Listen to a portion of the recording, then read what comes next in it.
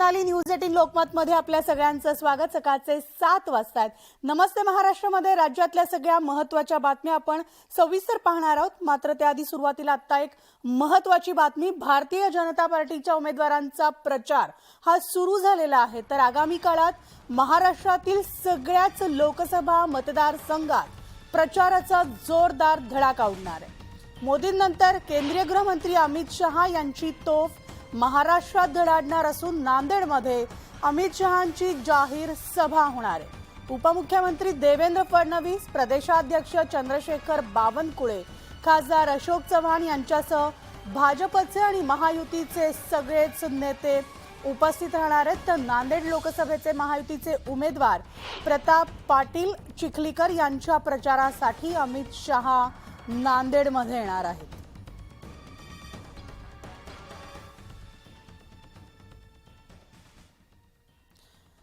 तर इंडिया आघाडीला त्यांच्या पापाची शिक्षा ही मिळालीच पाहिजे अशा शब्दात पंतप्रधान नरेंद्र मोदींनी विरोधकांवर हल्लाबोल केलाय।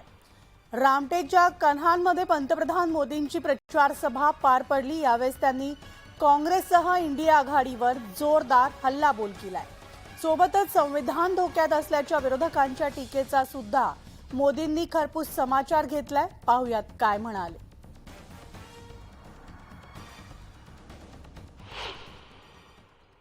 ये मोदी है जिसने कश्मीर से कन्याकुमारी बाबा साहब आंबेडकर के संविधान को लागू करके दिखाया। कांग्रेस ने जम्मू कश्मीर में अलगाव और आतंक को हवा देने वाला आर्टिकल 370 बनाए रखा। जम्मू कश्मीर का संविधान अलग था, हम सबका संविधान अलग था। 370 की एक दीवार खड़ी कर दी गई थी और मोदी ने जब कहा 370 हटानी है तो कहते थे आग लग जाएगी। कहीं आग लगी भाई? आग लगी क्या? 370 हटी कि नहीं हटी? कश्मीर में संविधान लागू हुआ कि नहीं हुआ? बाबा साहब आंबेडकर की आत्मा जहां होगी आज मोदी को और हम सबको आशीर्वाद देती होगी। ये कांग्रेस है जिसने एक देश एक संविधान लागू नहीं होने दिया। ये आज संविधान के नाम पर झूठ फैलाने वाले लोग, मैं उनको सवाल पूछता हूं, अगर आपके लिए संविधान इतनी अहमियत थी तो आपने बाबा साहब आंबेडकर के संविधान को पूरे हिंदुस्तान में लागू करने की हिम्मत क्यों नहीं दिखाई? कि जब प्राण प्रतिष्ठा का अवसर आया तो इन इंडी गठबंधन वालों ने इसका भी बहिष्कार किया, निमंत्रण को ठुकरा दिया। ये लोग सनातन पर हमले करते हैं, सनातन को खत्म करने की सौगंध लेने वालों के साथ रैलियां करते हैं।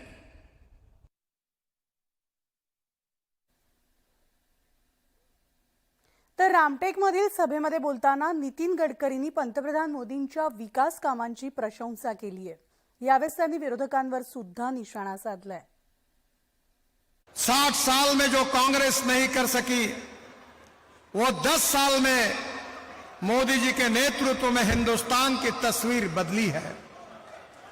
हिंदुस्तान को समृद्ध, संपन्न, शक्तिशाली विश्व की शक्ति बनाने का संकल्प मोदी जी ने किया है। आत्मनिर्भर भारत करने की बात कही है और दुनिया की तीसरी बड़ी अर्थव्यवस्था बनाने का संकल्प किया है। हमारे किए हुए काम आपके सामने है और जब काम के आधार पर हमारे ऊपर कोई टीका टिप्पणी नहीं कर सकते तो एक फिलॉसफी होती है, एक थ्योरी होती है कि जब कन्विंस करना नहीं होता तो कंफ्यूज करने की कोशिश की जाती है। राज्यातील काही नेते हे फेसबुक लाईव्हच्या माध्यमातून भाजप आणि पंतप्रधान नरेंद्र मोदी यांच्यावर आरोप करत असतात.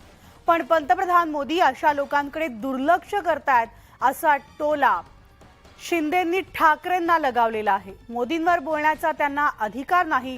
टीका करणाऱ्यांकडे मोदी दुर्लक्ष करतात असं शिंदे म्हणाले.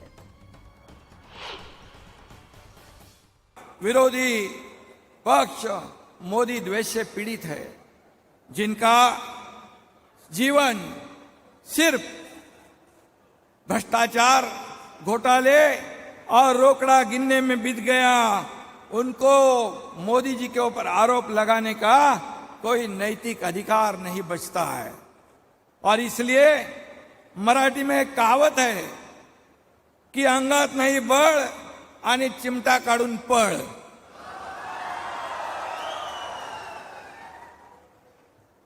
ऐसी उनकी हालत है. मोदी जी के ऊपर आरोप करते हैं, बार बार आरोप करते हैं, लेकिन मोदी जी जरा भी ध्यान नहीं देते. अगर वो जरा भी नजर घूम गई उनकी तो फेसबुक लाइव करने वाले के मुंह से फेस मतलब झाग निकल आएगी. लेकिन एक कहावत है, हाथी चलता है बाजार, मैं नहीं बताऊं, मैं बोलूंगा नहीं. तर रामटेक लोकसभा मतदारसंघातील कन्हानमध्ये महायुतीची जाहीर प्रचार सभा पार पडली. यावेळेस राज्याचे उपमुख्यमंत्री देवेंद्र फडणवीसांनी विरोधकांना चांगलाच करपू समाचार घेतलाय. आपला नारा आहे नो बर्वे ओनली पारवे. ओनली पारवे हा आपला नारा आहे. आणि आपल्या साथीला नागपुरातून राष्ट्रीय नेते असलेले माननीय नितीनजी गडकरी देखील आहेत. आणि आमचा निर्धार आहे की यावेळी सगळे रेकॉर्ड तोडून माननीय नितीनजी या ठिकाणी निवडून येणार आहेत. तुमच्या सगळ्यांच्या साथीनं, तुमच्या सगळ्यांच्या आशीर्वादाने. मगाशी आठवले साहेब म्हणाले ते खरं आहे. हे जे काँग्रेसचे पोपट आहेत, हे निवडणूक जवळ आली की यांचं सुरू होतं संविधान बदलणार, संविधान बदलणार. अरे पोपटांनो, लक्षात ठेवा, जोपर्यंत चंद्र आणि सूर्य आहे तोपर्यंत बाबासाहेबांचं संविधान हे कोणीच बदलू शकत नाही. तर जळगाव शहरामध्ये लोकसभा निवडणुकीच्या पार्श्वभूमीवर महाविकास आघाडीच्या पदाधिकाऱ्यांची बैठक पार पडली. या बैठकीमध्ये तिन्ही पक्षाचे पदाधिकारी उपस्थित होते. रावेर, जळगाव या दोन्ही मतदारसंघांमध्ये भाजपच्या उमेदवारांना पराभूत करण्यासंदर्भात महाविकास आघाडीच्या रणनीतीबाबत या बैठकीत चर्चा करण्यात आली आहे.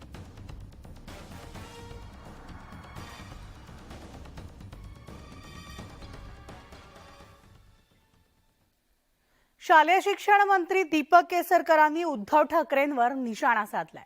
शिवसेना बाळासाहेबांची आहे, ती काही उद्धव ठाकरेंची नाही. आणि ज्या शरद पवारांनी 4 वेळेस शिवसेना फोडली त्या राष्ट्रवादी सोबत आणि काँग्रेस सोबत उद्धव ठाकरे गेलेत, हे मनाला न पटणारं होतं असं केसरकर म्हणाले. काँग्रेस आणि शिवसेनेमध्ये जे काही घडलंय ते मी संपूर्ण महाराष्ट्रात फिरून जनतेसमोर सांगणार असल्याचा इशारा सुद्धा त्यांनी दिलाय.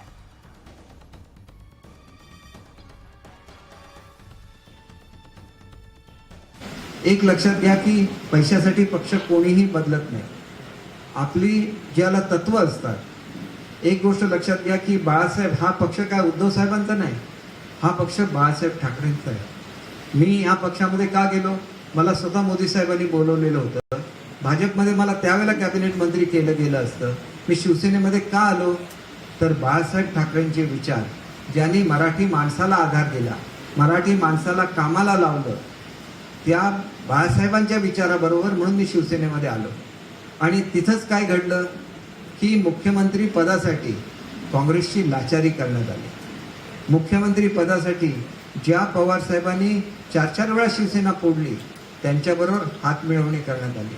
मी सगळ्याबद्दल रत्नागिरी सिंधुदुर्ग मतदारसंघामध्ये भाजप शिवसेनेमध्ये रस्सीखेच सुरू आहे. अशातच आता दापोलीमध्ये शिवसेना आणि भाजपमध्ये संघर्ष पेटण्याची शक्यता निर्माण झाली आहे. तर दापोलीमध्ये पार पडलेल्या भाजपच्या कार्यकर्ता मेळाव्यात भाजपच्या नेत्यांनी रामदास कदमांवर जहरी टीका केली आहे. भाजपचे नेते आणि माजी आमदार सूर्यकांत दळवींनी या मेळाव्यामध्ये रामदास कदम यांना गर्भित इशाराच देऊन टाकलाय. तर याला रामदास कदमांनी जशास तसं उत्तर दिलंय. या मित्र पक्ष म्हणून तुम्ही आम्हाला सहकार्य केलं पाहिजे. त्यांना असं वाटतं सर्वच का मीच, काही झालं तरी मलाच पाहिजे. आमच्या केदारजीनं 45 कोटीची कामं आणल्यानंतर त्याचं म्हणणं माझ्याशिवाय आणलीच कशी, म्हणून त्यांना पोचलो. जे काय असेल ते मलाच, जे काय असेल ते मीच केलं. अहो वेळ जास्त हुशारी केलीत ना तर तुम्ही खेडवाले आहात, आम्ही दापोलीवाले आहोत. हे पार्सल परत पाठवायला बोलवलेला वेळ लागणार नाही. आणि आता निवडणूक 6 महिन्यावर येऊन ठेपलेली आहे. जास्त बोलायला लावू नका. आणि भाजपमध्ये गेल्यानंतर पुन्हा एकदा आमचं पार्सल मुंबईत पाठवण्याच्या भाषागत असते. तर त्यांना या वक्तव्याची महाराष्ट्रामध्ये किती किंमत मोजायला लागेल याची कल्पना त्यांना नाही. कदाचित नुकसान त्यांचं होणार नाही तर भाजप पक्षाचं होईल.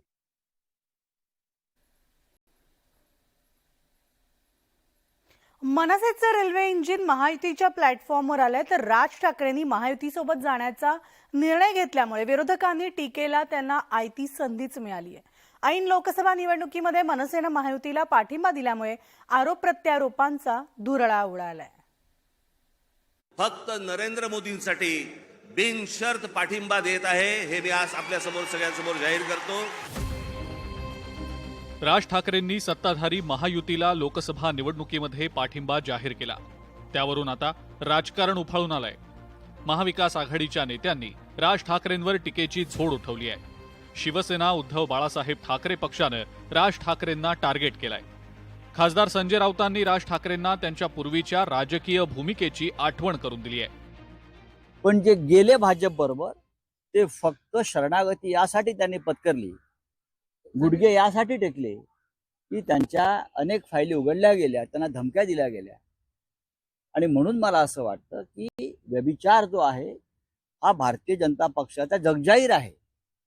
आणि अशा व्यभिचारी पार्टी बरोबर जर कोणी संबंध ठेवत असेल तर तो त्यांचा प्रश्न आहे. काही दिवसांपूर्वीच राज ठाकरेंनी दिल्लीमध्ये केंद्रीय गृहमंत्री अमित शहा यांची भेट घेतली होती. त्यानंतर मनसेच्या इंजिनची महायुतीच्या दिशेनं वाटचाल सुरू झाली होती. मंगळवारी राज ठाकरेंनी त्याची घोषणा केली आणि तोच संदर्भ देत सुप्रिया सुळेंनी ही प्रतिक्रिया दिली आहे. ते 10 का 15 दिवसापूर्वी दिल्लीला भारतीय जनता पक्षाच्या मोठ्या नेत्यांना भेटून आले होते आणि मला वाटतं त्याच्यामुळे मला असं वाटतं त्यावेळीच त्याची लाईन बऱ्यापैकी क्लिअर झाली होती. वाघ एवढ्या लवकर गवत खायला सुरुवात करेल अशी अपेक्षा कोणाचीही नव्हती. आणि बिनशर्त पाठिंबा हा देत असताना आता उद्या लाव रे व्हिडिओ म्हणण्यापेक्षा काढ रे व्हिडिओ, काढून टाक रे व्हिडिओ म्हणायची पाळी राज ठाकरेवर आलेली आहे. महाविकास आघाडीप्रमाणेच वंचित बहुजन आघाडीचे नेते प्रकाश आंबेडकर यांनी सुद्धा राज ठाकरेंच्या राजकीय भूमिकेवर सवाल उपस्थित केलाय. तसंच मनसेच्या उत्तर भारतीय विरोधी भूमिकेवरनं आंबेडकरांनी राज ठाकरेंना टोला लगावलाय. साऊथ इंडियन, उत्तर प्रदेश आणि बिहार हा मतदार बीजेपी बरोबर होता. तो राहणार नाही. काल रात्रीपासून त्याचे संकेत त्या ठिकाणी आलेले आहेत आणि अनेक ठिकाणी ते उमेदवार सुद्धा पक्षामधले जे आहेत त्या ते पुढे येऊन इलेक्शन लढवण्याची सुद्धा भाषा बोलतात. राज ठाकरे यांच्या पाठिंब्यामुळे महायुतीला एक नवा राजकीय भिडू मिळालाय आणि त्यामुळेच आता महायुतीच्या नेत्यांनी विरोधकांच्या या टीकेवर जोरदार पलटवार केलाय. त्यांनी स्वतःच्या हिमतीवर त्यांनी त्यांचा पक्ष चालवलेला आहे.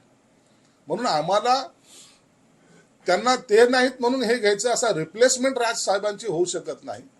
तर त्यांचं एक वेगळं नेतृत्व आहे आणि त्यांच्याकडे असलेला जो मास लीडर ज्याला म्हणतात तो बेस त्यांच्याकडे आहे. म्हणून त्याचा फायदा हा महायुतीला होणार आहे. गेल्या लोकसभा निवडणुकीमध्ये राज ठाकरेंनी मोदी विरोधी भूमिका घेतली होती.